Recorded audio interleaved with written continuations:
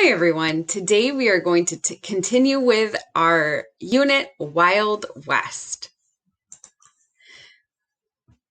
We'll continue reading Explore the Wild West by Anita Yasuda, illustrated by Emmanuel Cerisier.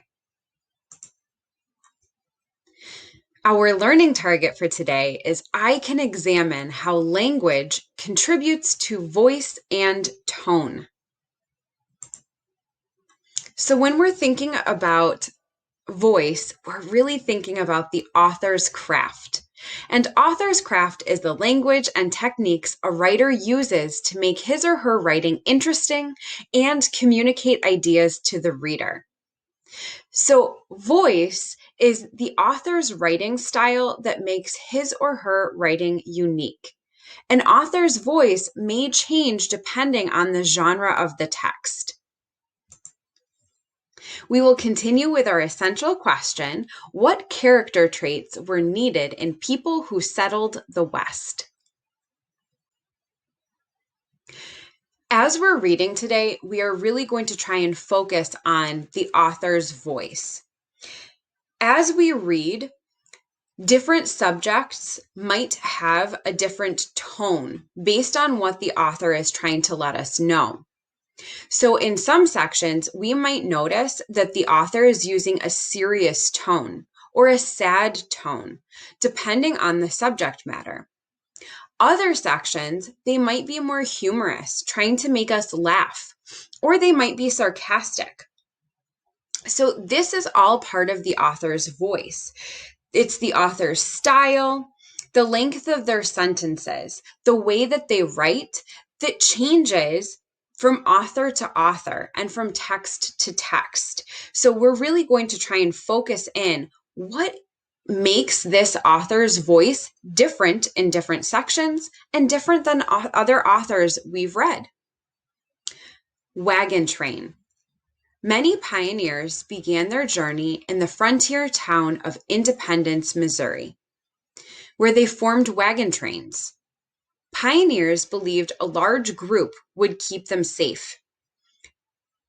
There would also be many skills in a group that might come in handy on the journey. A wagon train could be as long as 100 wagons or more. A captain led the wagon train. The captain could be the oldest man or the man who owned the most wagons. He decided when the group started, stopped for breaks, and how the group would cross a river. A scout, usually a mountain man, helped the captain. He rode ahead of the wagon train to select tent sites and make sure that they were going in the right direction. Independence Rock. Independence Rock represented the halfway point on the trail. Children and their parents looked forward to carving their names and leaving messages on Independence Rock. It was significant because people needed to reach it by July 4th or risk getting caught in mountain storms farther west. This giant rock rose 128 feet high, and to some it looked like a beached whale. If you ever visit Independence Rock in Wyoming, you can see the names of many pioneers and the dates they were there.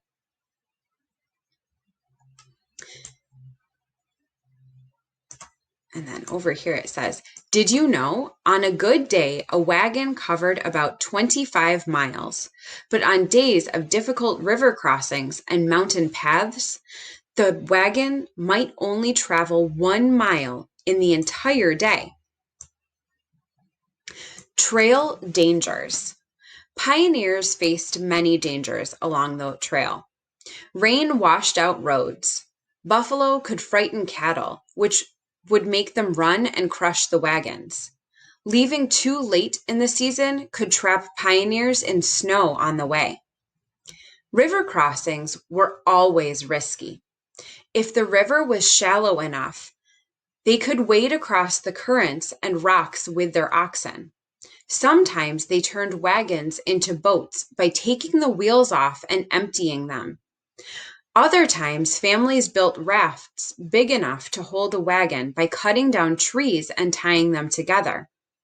At large rivers, former traders and Native Americans ran toll bridges and ferries where families could pay to have their belongings floated across. Many pioneers were afraid that Native Americans would harm them. They had heard stories of kidnappings or attacks.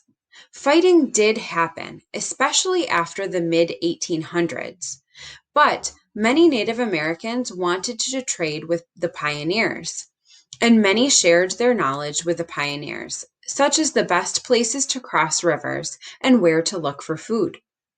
Disease was the biggest danger on the trail.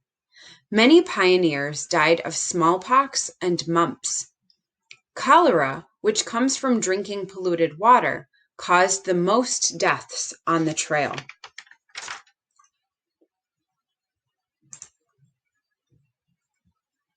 The daily schedule. After an early breakfast of cornmeal mush, Johnny cakes, or cold biscuits, as well as coffee and bacon, the wagons headed out. Each day, a different family led the way. Wagon trains took a break called a nooning about midday. While the oxen rested, pioneers enjoyed a cold meal of beans or bacon. Children gathered buffalo chips or cow manure for fuel, or to use for fuel on the evening campfire. At mid-afternoon, the train would set out again and travel until early evening. Scouts went ahead of the train to find a pasture for the oxen and a large flat area for the wagons. When the wagons arrived, they were set up in a circle. The circle made a corral to keep the oxen inside to graze. Tents were set up and campfires built. Mexican-American War.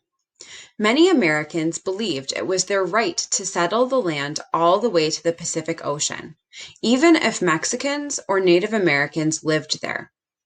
This led to the Mexican-American War in 1846.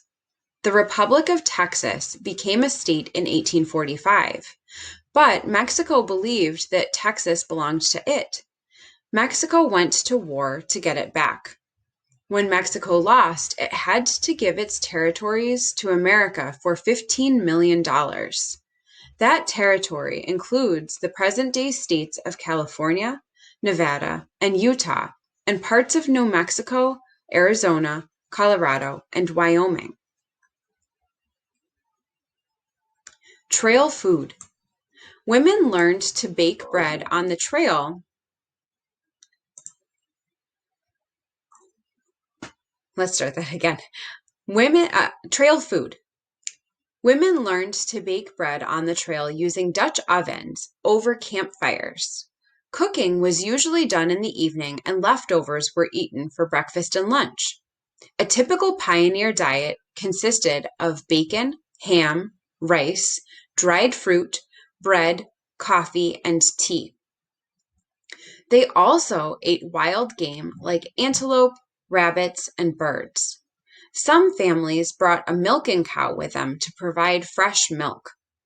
Pioneers also traded with Native Americans for meat and vegetables. Everyone ate a hard bread called hardtack. Hardtack didn't spoil on the long trip because it had no butter or lard. Pioneers often dipped their hardtack into a hot drink to soften it before trying to bite into it.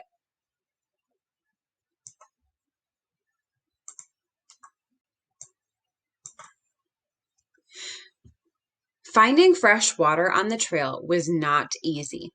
Rain barrels on wagons collected water, but they never had enough. Pioneers had no choice but to drink from creeks and rivers, just like their cattle. One woman wrote of sucking on a rag soaked in vinegar when there was no water. Another wrote about straining pond water through the end of a wagon cover. In spite of all of these hardships, the pioneers managed to make their journey and settle new towns throughout the West. Their strength, innovations, and adventurous spirits helped shape the United States we know today. The Pony Express. It was hard for pioneers to communicate with their families back east. They left letters at trading posts and even under rocks along the trail, hoping that wagons going east would take them. In April 1860, the Pony Express began delivering mail from St. Joseph, Missouri to Sacramento, California, in only 10 days. Riders changed horses every 10 miles, and after 70 miles, a new rider took over. So what I'd like you to do now is jot some ideas down of the Western pioneers' character traits. We're going to try and show evidence that they were not easily discouraged, that they were hardworking, looking for a better life, or courageous. So you're going to go through our text and decide what are some pieces of evidence to show that they had those character traits.